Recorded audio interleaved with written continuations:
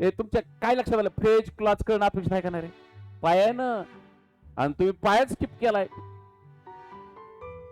तुम्ही काय केलंय, पाया स्किप केलाय. आणि पाया मजबूत असल्याशिवाय इमारत चांगली बांधताच येत नाही.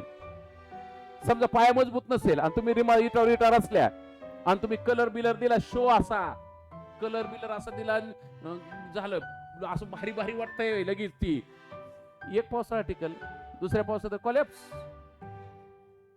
विधान तुमचं पायाच विषयाचं नसेल तर लय झालं. परीक्षा तेवढी पुरती कुठंतरी, त्यावेळी परीक्षेत मार्क खाऊन यायचं ती माग.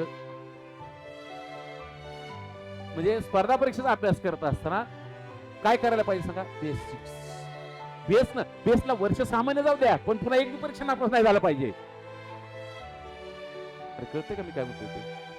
तिथं बेस नसल्यामुळे 4-4, 5-5 वर्ष वाया जातात रे. आणि बेस नसल्यामुळे उपयोजन करता येत नाही.